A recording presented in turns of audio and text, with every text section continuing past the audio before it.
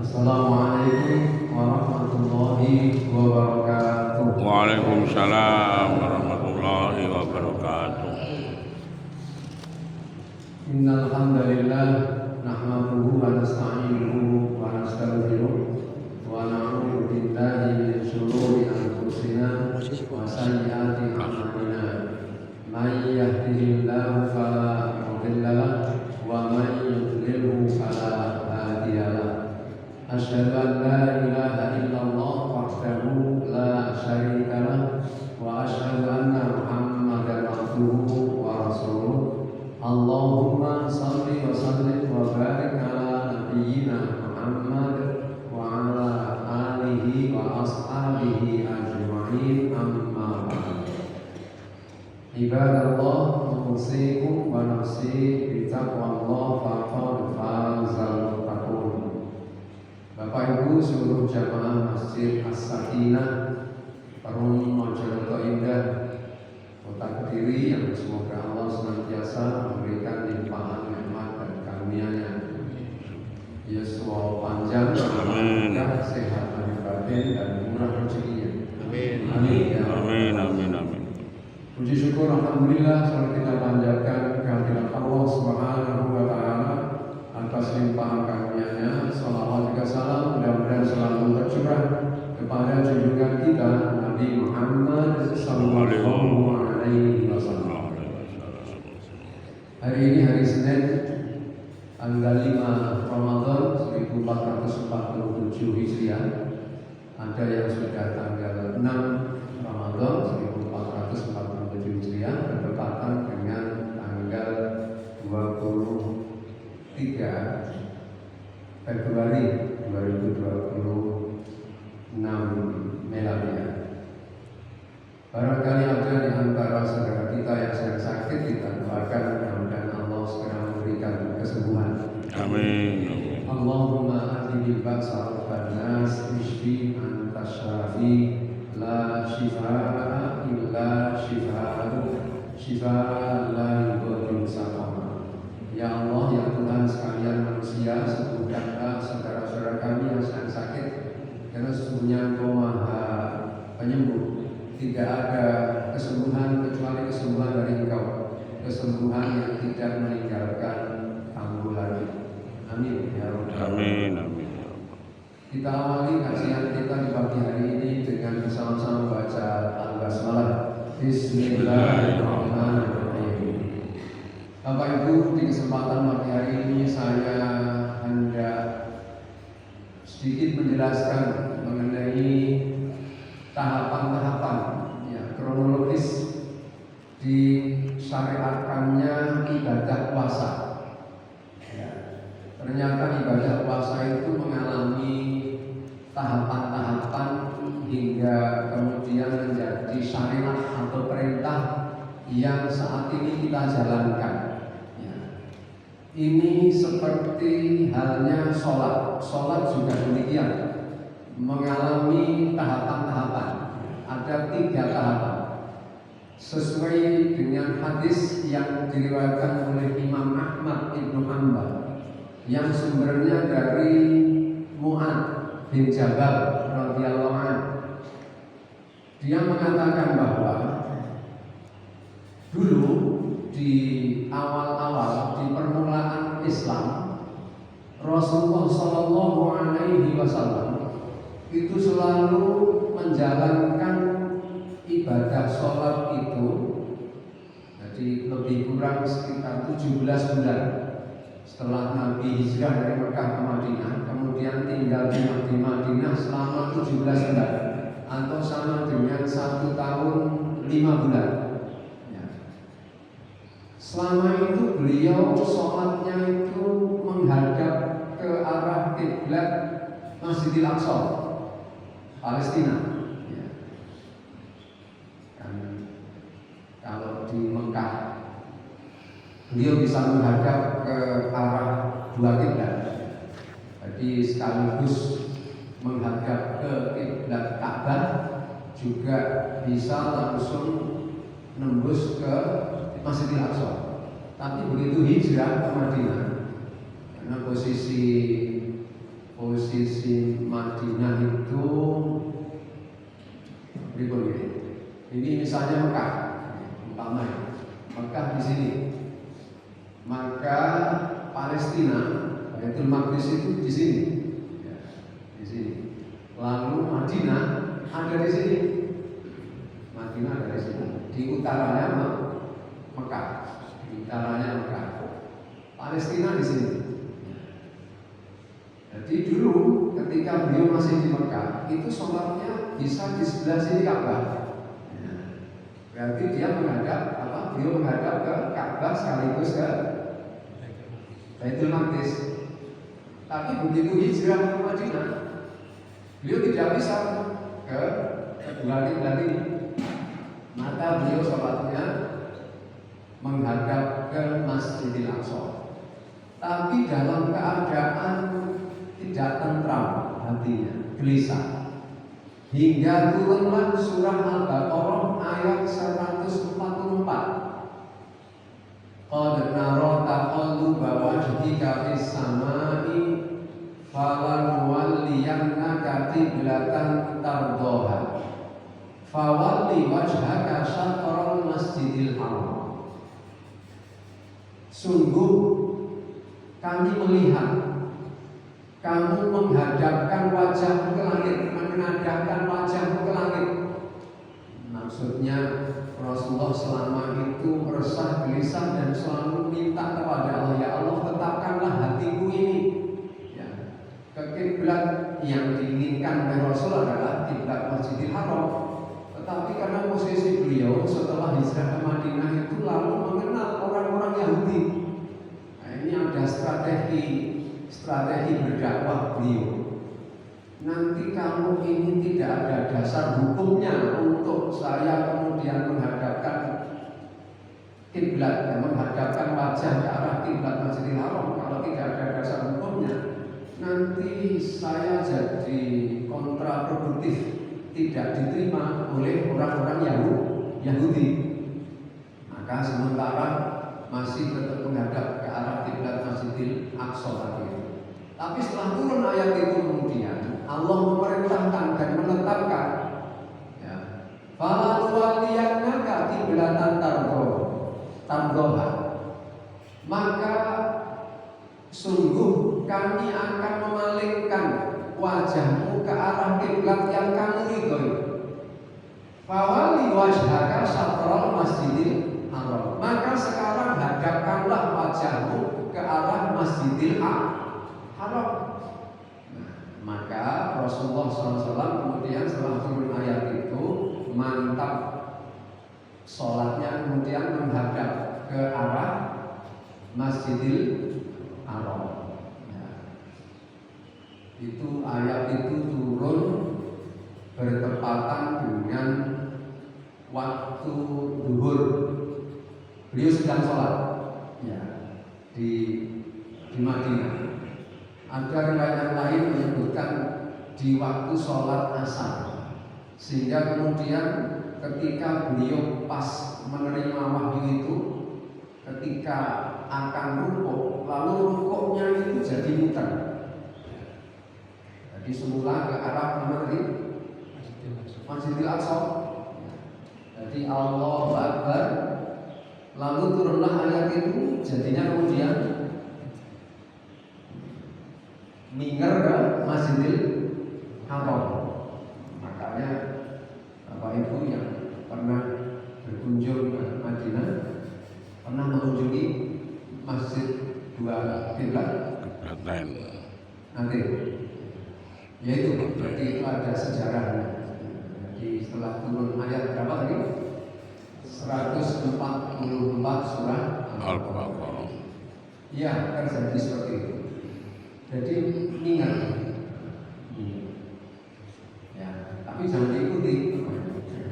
Ini hanya riwayat sejarah peralihan arah kiblat. Nah, ini yang pertama, tahapan pertama. Kemudian tahapan kedua, Bapak Ibu, sholat itu dulu, ya, itu kalau sholat berjamaah, kalau mengajak saudara-saudaranya untuk berjamaah sholat, itu caranya sebelum ada syariat adzan memanggil untuk sholat bersama itu dulu masih gedok tular. Ya, jadi mendatangi rumah-rumah, mendatangi saudara-saudaranya, ayo tani waktu subuh ini ayo budal di masjid As-Sakinah, didodoki, digugah gitu. Wah, ini agak sulit, agak memberatkan. Bahkan ada kesepakatan musyawarah, ini lagi dodol ngomong sitok-sitok, ini terlalu berat ini. Ngomongnya sitok-sitok, lek ngomong baik kan romannya gitu. Dulu riwayatnya orang-orang Jawa bikin kentongan itu kayaknya dasarnya hadisnya ini. Ya, awal mulanya pakai kentongan itu. Ya, tapi kemudian datanglah seorang Arab pedalaman, namanya Abdullah bin Zaid. Datang kepada Rasulullah SAW, lalu menceritakan apa yang dia alami. Wahai Rasulullah, aku didatangi seorang laki-laki yang memakai baju double. Ya, maksudnya pakai baju dalaman dan pakai jubah. Keduanya berwarna hijau. Jadi baju dalamnya itu hijau, jubahnya juga hijau, jaketnya hijau. Ya. Datang lalu dia mengajarkan kepadaku yaitu Allahu Akbar, Allahu Akbar, Allahu Akbar, Allahu Akbar, seperti yang dilaksanakan oleh Pak Rofi tadi. Adanya Pak Rofi ini. Artinya sampai sekarang maka adzan itulah. Jadi Abdullah bin Zaid ini setelah menceritakan itu, wahai Rasulullah, seandainya ini bukan mimpi, jadi aku seperti mimpi, tetapi keadaanku waktu itu tidak tidur. Aku dalam keadaan terjaga, tapi seperti mimpi. Andaikan ini bukan mimpi, niscaya aku percaya kepada ini. Maka kemudian dia menceritakan laki-laki itu kemudian mengajarkan kepada lafaz adzan. Maka Rasulullah bersabda, ajarkan lafaz itu kepada Bilal bin Rabah. Maka Abdullah bin Zaid mengajarkan lafaz itu kepada Bilal bin Rabah. Maka Bilal bin Rabah kemudian dialah yang pertama kali melantunkan adzan. Ya. Dan setelah itu kemudian ditetapkanlah. Ini Umar bin Khattab juga mengalami hampir seperti yang dialami oleh Abdullah bin Zaid. Menceritakan kepada Rasulullah, ya Rasul, aku juga mengalami hal yang sama seperti Abdullah bin Zaid tadi, tetapi lebih dulu dia daripada diriku. Maka Rasulullah kemudian menetapkan bahwa cara memanggil orang untuk mengajak bersama-sama sholat berjamaah dengan cara apa? Adzan. Ini adalah tahapan yang kedua. Tahapan yang kedua. Tahapan yang ketiga masih mengenai sholat. Dulu Bapak Ibu, para makmum masbuk, ya, makmum yang ketinggalan di zaman Rasulullah. Jadi ketika Rasulullah sholat bersama jamaah yang lain sedang sholat, lalu ada beberapa makmum masbuk yang ketinggalan datang. Ini tidak seperti jamaah Masjid As-Sakinah. Jamaah Masjid As-Sakinah kan tidak ada yang masbuk, pasti apa? Pasti tepat waktu lah, bahkan mendahului imamnya. Nah ini tidak banyak yang makmum masbuk. Begitu datang ke situ makmum masbuk ini, kemudian bertanya kepada saudaranya yang sedang sholat. Jadi ditepuk pakai isyarat. Gusti apa? Lalu orang yang sedang sholat itu akan memberitahu dengan isyarat. Maksudnya adalah sudah 2 rakaat. Pakai isyarat. Maka kemudian orang yang makmum masbuk itu sholat sendiri. Ya. Kayaknya ini seperti bapak-bapak dulu waktu tarawih waktu kecil.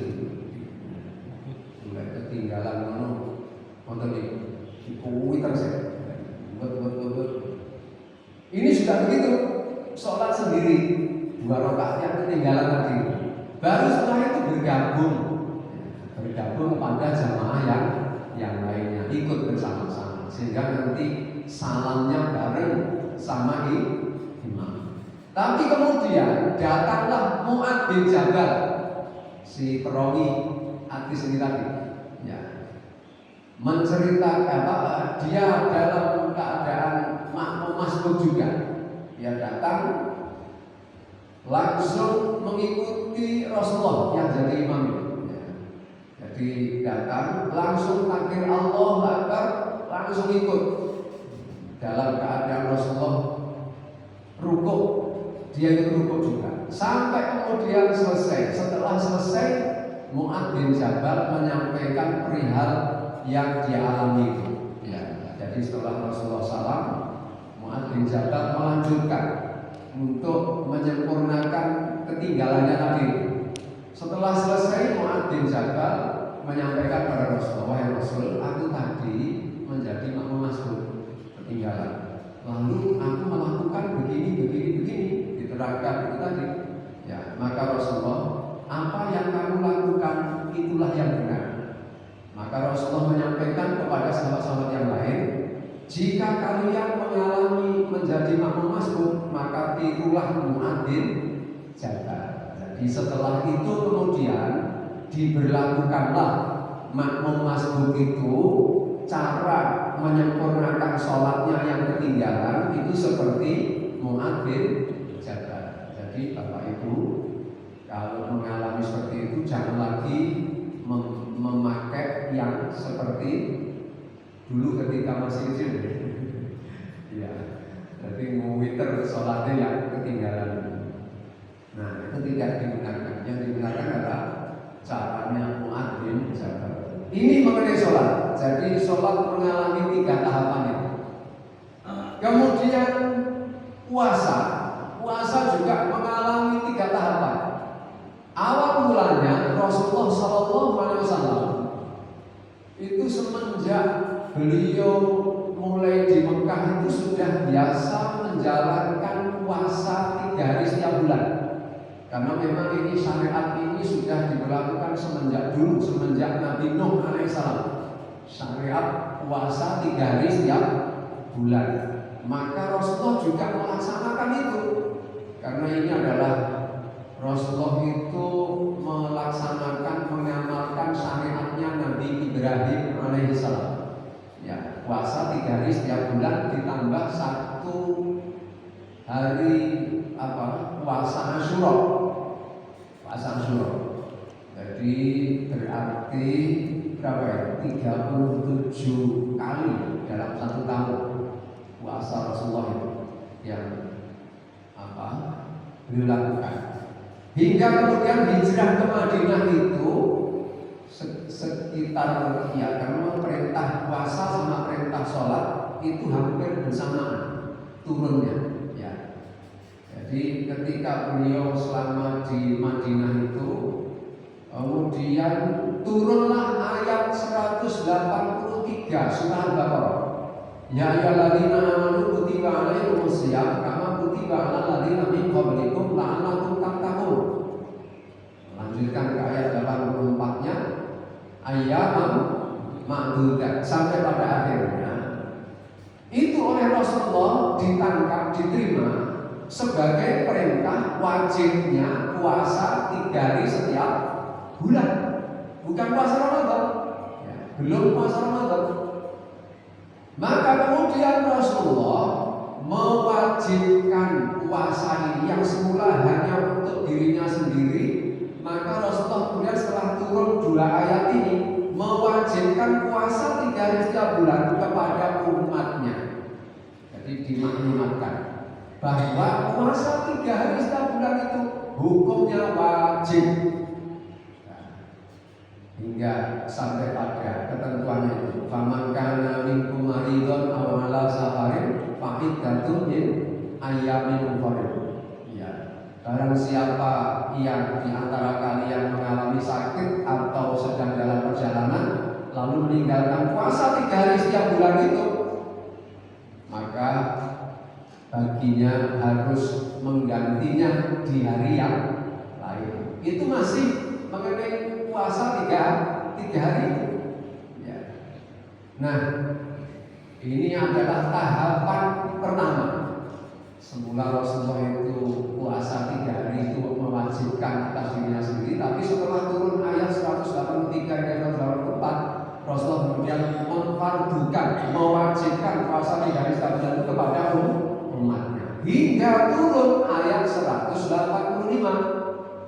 Syahrul Ramadan alladzi unzila fihi Qur'an hudan lin-nasi wa bayyinatin minal huda wal furqan, dan seterusnya sampai akhir ayat itu.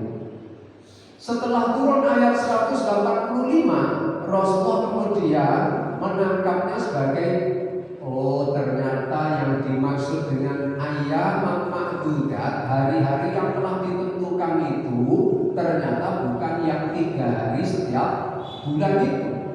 Ternyata adalah hari-hari yang telah ditentukan itu maksudnya adalah 1 bulan penuh, yaitu bulan Ramadan. Yang bulan itu ciri-cirinya adalah diturunkan di dalamnya Al-Quran sebagai petunjuk dan seterusnya itu. Ya. Maka setelah turun ayat 185 itu, Rasulullah menganulir keputusan yang pertama tadi. Wahai sahabat-sahabat, wahai saudara-saudaraku, mulai dari sekarang diwajibkan atas kalian puasa 1 bulan penuh, yaitu puasa Ramadan. Barang siapa yang ingin melanjutkan tetap puasa 3 hari setiap bulan, silakan berpuasa. Dan barang siapa yang menghendaki meninggalkan puasa tersebut, maka silakan meninggalkan. Artinya apa? Semula tadi puasa 3 hari setiap bulan itu fardu, ya, wajib, jadi menjadi sunnah hukumnya. Dan yang wajib beralih ke puasa Ramadan. Ya. Ini tahapan yang kedua, ya, tentang puasa. Kemudian berikutnya tahapan yang ketiga. Dulu Bapak Ibu, puasanya orang-orang di awal-awal disyariatkannya puasa Ramadan itu tidak seperti yang kita jalankan sekarang. Dulu sangat berat. Dulu itu puasanya begini, misalnya tadi imsak sudah tidak boleh makan minum. Pagi harinya setelah kuliah subuh seperti ini, biasanya Bapak Ibu kemudian bekerja, mereka juga begitu. Pergi berangkat ke tempat kerja mereka, ke kebun kurma, anggur dan lain sebagainya. Bekerja di sana seharian penuh, lalu pulang dalam keadaan sudah capek. Pulangnya terkadang waktu maghrib, terkadang juga waktu isya. Jadi dalam keadaan sangat lelah, capek. Begitu nyampe rumah, ini salah satu contohnya adalah namanya sirma. Sahabat Nabi namanya Sirma. Sirma ini datang ke rumah. Ya. Nyampe rumah, bertanya kepada istrinya, wahai istriku, apakah sudah tersedia makanan berbuka? Belum, wahai suamiku. Ya, saya tidak tahu bagaimana menyapa suami istri waktu itu, apakah yang, apakah ayah, apakah ibu. Yang jelas seperti itu. Jadi Sirmah ini bertanya kepada istrinya, wahai istriku, apakah sudah tersedia? Istrinya menyatakan belum ada soalnya. Ya, jadi saya memiliki, jadi duitnya itu baik di dalam dompet. Diberikanlah kalau ini, yes belanjaan, kecuali tumpang rokok. Kalau di sini kira-kira begitu. Maka kemudian pergilah istrinya ini belanja untuk menyiapkan berbukanya suaminya. Tapi begitu kembali pulang, istrinya ini sudah membawa makanan. Si Sirma ini tertidur. Wahai suamiku, celaka engkau, karena engkau setelah bangun tidur ini sudah tidak boleh lagi makan ini. Jadi batasannya itu adalah tidur, ya.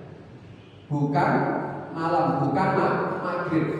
Jadi kalau pulang, mestinya maghrib itu kalau ada buka harusnya dia makan. Tapi kalau tidak ada dan lelah, langsung tidur ya, tertidur. Setelah tidur sudah tidak boleh lagi makan, tidak boleh lagi hubungan suami istri. Dilanjut puasa berikutnya, meskipun waktunya masih setelah isya mungkin. Ya, tapi sudah tidak boleh makan minum, tidak boleh hubungan suami istri sampai nanti nunggu waktu maghrib. Dan Sirmah ini mengalami yang kedua kalinya. Hari berikutnya itu mengalami hal yang sama. Pulang dari kerja, nyampe rumah, tertidur lagi. Setelah tidur, tidak boleh lagi makan minum. Sampai kemudian diketahui oleh Nabi SAW keadaannya yang lemes. Ya, di riwayat yang lain disebutkan pingsan. Ya, sampai pingsan. Umar bin Khattab juga mengajukan hal yang hampir sama. Ya, Umar itu mengalami setelah melaksanakan sholat isya. Ya, beliau itu kemudian tidur. Setelah tidur itu sudah tidak boleh lagi berhubungan suami istri. Lalu menyampaikan hal ini pada Rasulullah. Maka Rasulullah menunggu beberapa saat, kemudian turunlah ayat 187 yang menyatakan bahwa yang artinya dihalalkan bagi kalian pada malam hari puasa bercampur dengan istri-istri kalian. Mereka itu adalah pakaian bagi kalian dan kalian adalah pakaian bagi mereka. Allah mengetahui bahwasanya kalian tidak dapat menahan nafsu kalian. Karena itu Allah mengampuni kalian dan beri maaf kepada kalian. Maka sekarang campurilah mereka dan ikutilah apa yang telah ditetapkan Allah untuk kalian. Dan makan minumlah hingga jelas bagi kalian benang putih dari benang hitam, yaitu fajar. Dan seterusnya sampai akhir ayat. Setelah turun ayat ini kemudian jadilah seperti yang kita amalkan sekarang ini. Ya, jadi ini tahapan yang ketiga mengenai puasa. Jadi semula sangat berat Bapak Ibu puasanya. Pokoknya sudah tidur meskipun masih sore, setelah tidur sudah tidak boleh lagi makan minum dengan suami istri, sudah tidak boleh. Tapi setelah turun ayat 187 ini jadi enteng. Pokoknya datang waktu maghrib ya sudah halal semuanya. Makan minum silahkan, ya. Berhubungan suami istri juga silahkan. Begitu maghrib sudah datang sudah boleh. Tapi yojo pas maghrib, ya. Sekarang itu pas maghrib. Oke, ya ditunggu dulu lah sampai batal rubek. Kita agak sabar. Jadi dulu seperti itu. Kemudian setelah turun ayat 187 menjadi seperti yang kita amalkan. Ini sebuah anugerah, sebuah rahmat dari Allah. Kalau tidak maka ya memberatkan sekali. Inilah tahapan-tahapan yang dialami oleh syariat sholat dan puasa. Ya. Ini ayat-ayat ini meskipun sudah terkenal, ya populer, tidak asing bagi Bapak Ibu yang sering disampaikan oleh Bapak Ustadz, ya, oleh para pembalik ceramah. Namun jarang-jarang yang mengetahui kronologisnya ini tadi riwayatnya. Dan ini jadi penting. Jadi penting karena ya tadi turunnya ayat 183, 184 ternyata oleh Rasulullah masih belumlah difahami sebagai perintah puasa Ramadan tadi. Tapi ada yang lebih menarik Bapak Ibu, rangkaian ayat-ayat yang menjelaskan tentang disyariatkannya puasa itu ada ayat yang ini sebenarnya berita gembira bagi Bapak Ibu semuanya, yaitu ayat yang ke-186. Ya, kan dari 183 ke 187 itu kan 183, 184, 185, 186, 187 masih di dalam rangkaian mengenai puasa. Kalau Bapak Ibu mengamati itu mulai dari ayat 183 itu menunjuk ya lafaz atau kalimat mengenai puasa. Ya, jadi misalnya yang lagi nama kutiba alaikumus syiyam. Ya, puasa. Nanti ayat ma'dudat, faman kana minkum maridun dan seterusnya. Itu juga mengenai puasa. Kemudian jelas lagi ayat 185 syahrul Ramadan. Ya. Semuanya menyebut puasa Ramadan tentang puasa. Ayat 187 juga begitu. Uhilla lakum lailatas syiyami, malam-malam puasa. Tapi di ayat 186 tidak ada lafaz yang menunjuk kepada puasa, tetapi bunyinya begini: wa idza sa'alaka ibadi anni fa inni qarib ujibu da'watad da'i idza da'an falyastajibu li wal yu'minu bi la'allahum yarshudun. Dan apabila hamba-hambaku bertanya kepadamu, hai Muhammad, tentang aku, maka sesungguhnya aku ini sangat dekat. Aku pasti akan mengijabahi doanya orang yang berdoa apabila dia berdoa kepadaku. Maka hendaklah mereka itu menunaikan kewajiban-kewajibannya kepadaku, dan hendaklah mereka beriman hanya kepadaku agar mereka mendapatkan petunjuk, mendapatkan bimbingan. Artinya begitu. Surah apa tadi? Al-Baqarah ayat 186. Di situ tidak ada menyinggung soal puasa, tetapi ayat ini menjelaskan tentang adanya kedekatan yang sangat dekat antara orang-orang ini atau hamba-hamba disebutkan di sini dengan Allah. Nah, ini tidak menyinggung soal puasa, tetapi kok ada disebutkan seperti itu. Ini ayat ini seolah-olah menjelaskan tentang perkara yang berbeda dengan puasa.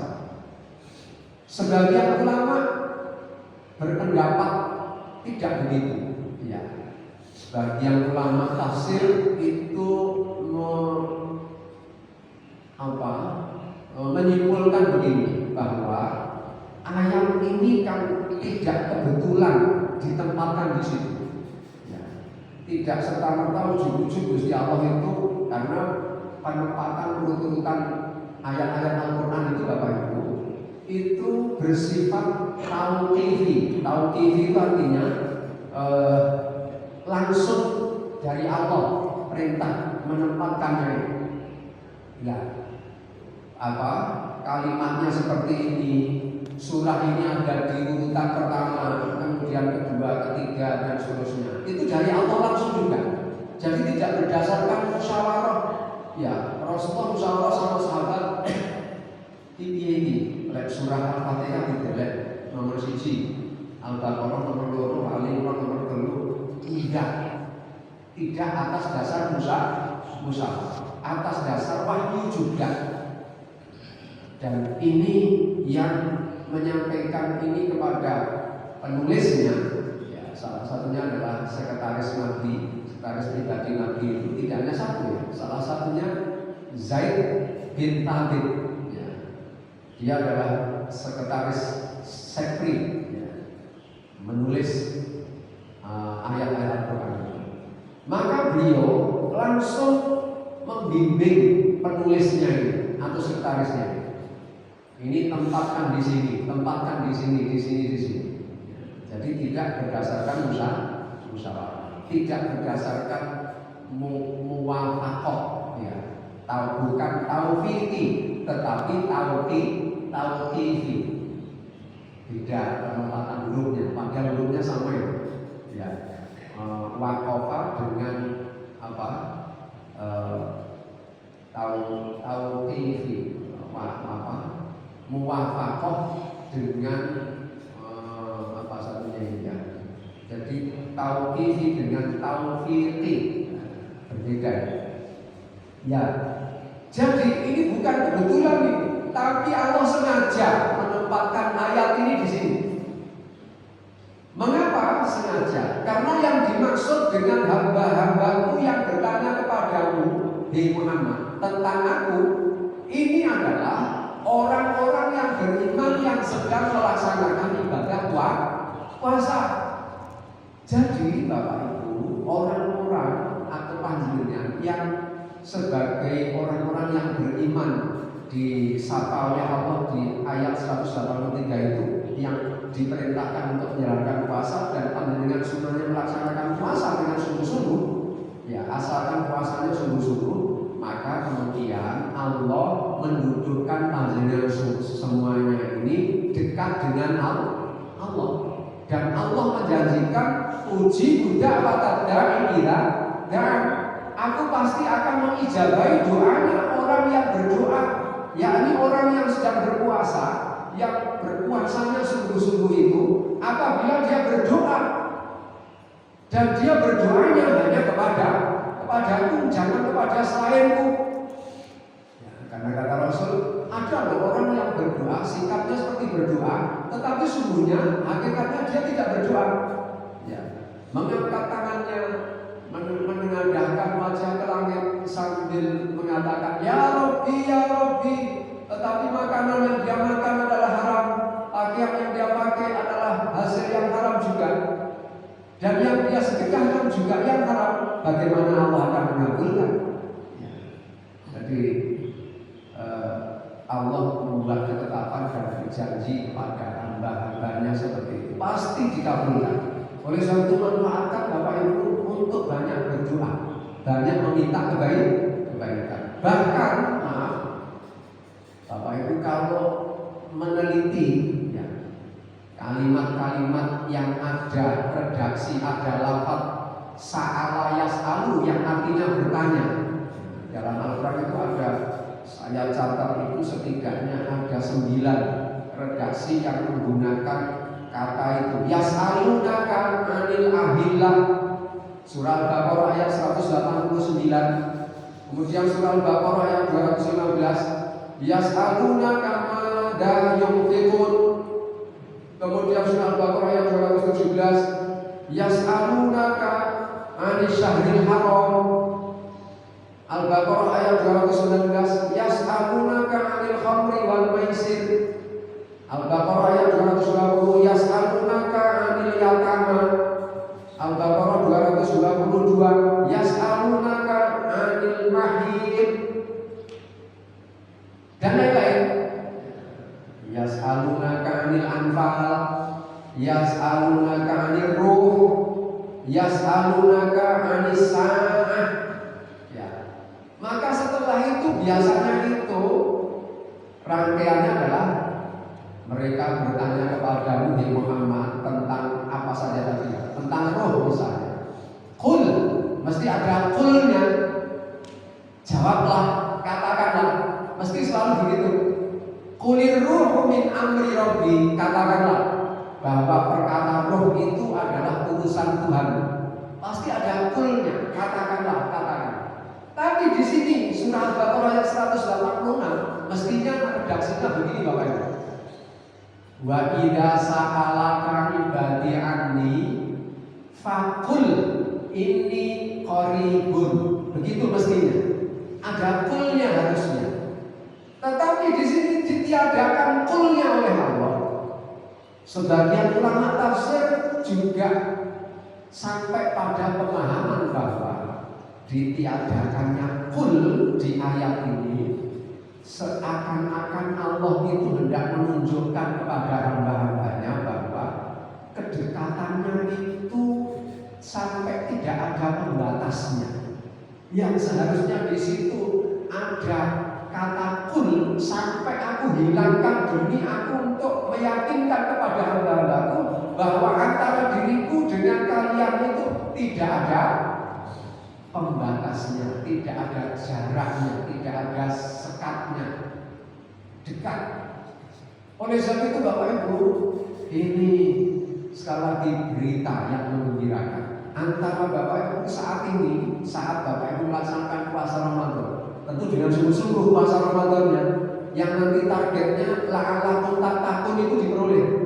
Karena makna agar kalian bertakwa itu hakikatnya adalah itu PR kita. Ya, artinya kita hendaknya berusaha agar bagaimana puasa kita itu bisa menjadikan kita, mengantarkan kita menjadi orang yang bertakwa itu piye?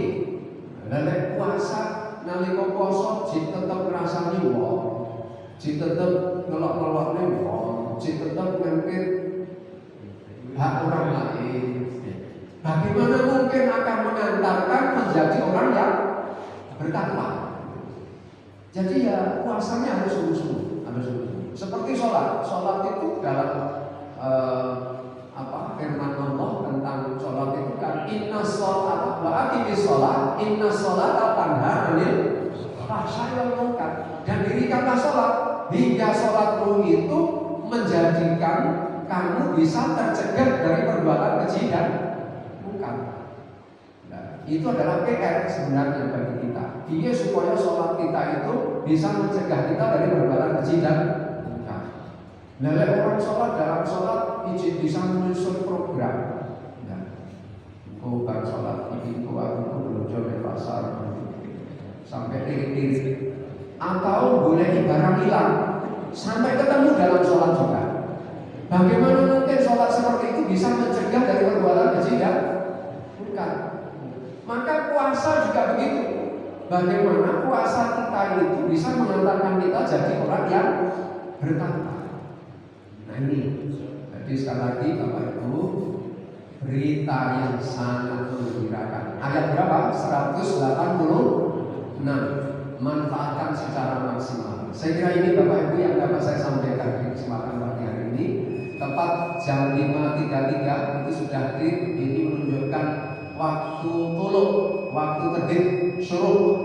Ya, terbit matahari tunggu hingga paling cepat 12 menit untuk kemudian melaksanakan sholat Isyraq itu ya, yang pahalanya sama dengan ibadah haji dan umroh.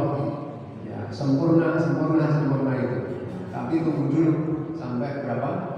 Syukur bisa setengah jam setelah ini ya, setelah jam terbit. Saya kira itu sebagaimana yang dipesankan di dalam suratnya, itu maksimal sampai jam terbit. Pekanten Bapak Ibu wonten kirang tempat itu nyuwun nggih pangapunten, kita akhiri dengan bersama-sama membaca doa kafaratul majlis. Subhanallahumma wa bihamdihi asyhadu an la ilaha illa anta astaghfiruka wa atubu ilaik. Assalamualaikum warahmatullahi wabarakatuh. Waalaikumsalam warahmatullahi wabarakatuh.